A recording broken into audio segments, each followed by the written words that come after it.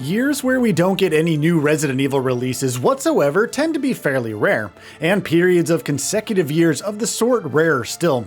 The latter is, of course, what we find ourselves in now, with the entirety of 2024 having passed without a new Resident Evil release, and 2025 threatening to do the same, especially with Monster Hunter Wilds billed as the developer's big new game for the year.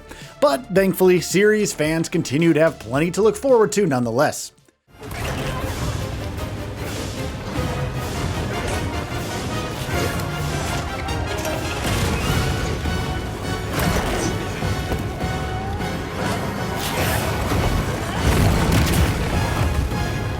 That's not just because the inevitable Resident Evil 9 is obviously in the works, with the developer also having confirmed that the project is being led by the director of Resident Evil 7, but because that's seemingly far from the extent of it.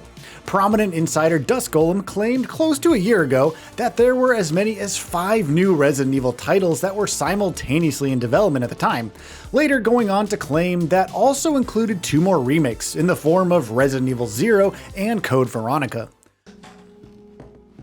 You're gonna be one of us. And then maybe you'll play nicely. I'm not playing.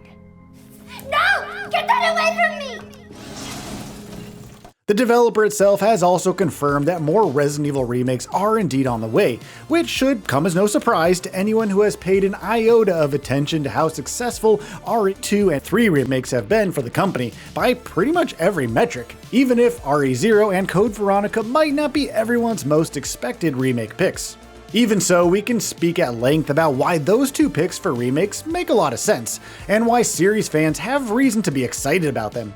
And we have, in fact. But particularly where Resident Evil 0 is concerned, that excitement is perhaps somewhat tempered by caution.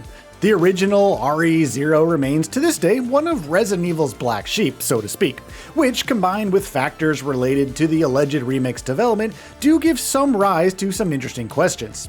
What factors exactly? Well, allegedly, the Resident Evil 0 isn't an internal production. As per the aforementioned Dust Golem, the project is being led by external teams K2 and M2, both of whom have experience with the RE franchise. She's just a rookie, a member of STARS. What about the male? I'm unfamiliar with him. Attention! This is Dr. Marcus. Please be silent as we reflect upon our company motto. Obedience breeds discipline. Discipline breeds unity. Unity breeds power. Power is life. Who are you? They led the development on 2020's Resident Evil 3 remake. That might be why many people might raise some eyebrows. The Resident Evil 3 remake is obviously not without its redeeming qualities, sure, and viewed on its own merits, it does have its fair share of strengths, standing as a well-crafted, polished action horror game. Arguments about its inability to properly capture the heights of the original RE3 and reimagine it as successfully as Resident Evil 2 remake has done with its own source material is not without merit either though. And for those who want all of their Resident Evil remakes to be at the level of quality of something like, say, Resident Evil 2, might be concerned about whether the 0 remake is going to be able to actually do that. Now, unlike the original RE3, the original Resident Evil 0 is also a much more flawed game. From its narrative choices to the way it handled inventory management, with what, just basically the complete lack of item boxes, there was a lot that dragged the experience down, which means any remake is going to have to step around and even improve some notable deficiencies. That M2 and K2 can lead a project that noticeably diverges from its source material isn't in doubt, thanks to the RE3 remake, but the ability of the 2 teams to do so in satisfactory fashion is what some might call into question.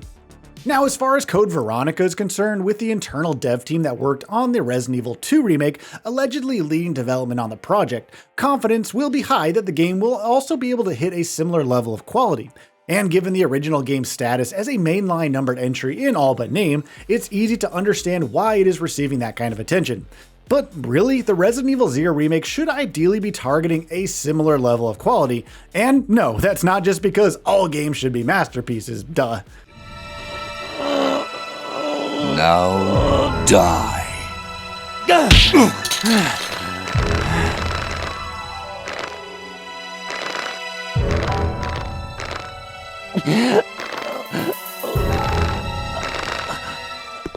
No, the Resident Evil 0 remake presents an exciting opportunity for the developer to uplift and enhance a game that was never able to live up to its potential in its original form. A remake of a top-notch game being equally excellent is all well and good, and obviously expected, but many will argue that it's the more flawed games out there that are better served with high-quality remakes, so that they're allowed to flourish like never before, rather than merely just kind of flourishing again. And Resident Evil 0 is definitely one such game. In fact, assuming that M2 and K2 are actually leading the project the way it has been claimed so far, their propensity to deviate from the source material, the way they sort of did with Resident Evil 3, might be exactly what this particular project actually needs.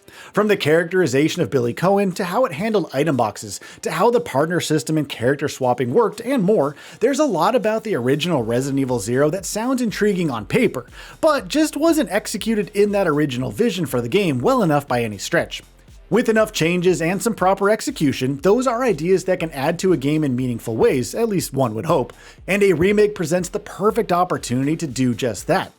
The original Resident Evil remake stands to this day as a blueprint for video game reimaginings, while subsequent series outings have also managed to touch those same heights, with Resident Evil 2 and Resident Evil 4 both also having won over millions of fans. And though our hope is that with Resident Evil 0, the development team will be taking an approach similar to that of the RE3 remake, one that is open to making significant changes to the gameplay and story as, and when needed, in service of a better overall experience. As far as the end results are concerned, we're obviously hoping for results that'll be closer to something like the Resident Evil 1 remake and Resident Evil 2 remake. That 0 was even chosen is obviously quite encouraging for plenty of fans out there as it is. The developer could have easily picked the more action-packed Resident Evil 5, or even the way more popular RE1 for a second remake. But in choosing 0, the company decided to pick something that would be more horror-driven, even if it is decidedly less popular than most mainline entries among series fans. Clearly then, it's not afraid to make some bold choices. Whether it'll be able to back those bold choices with the right level of quality if, of course, the big question on everyone's mind. Resident Evil's past track record with Resident Evil 2 remake would suggest that fans have every single reason to be excited about a reimagined Resident Evil 0 will actually look like. We're definitely keeping our fingers crossed that the game will be able to shine much brighter on its second time in the spotlight. And with that, we reach the end of this video. Have anything to say? Let us know in the comments below. Also, we upload new videos every single day on GamingBolt, so please consider subscribing as it really helps us out. Thanks for watching.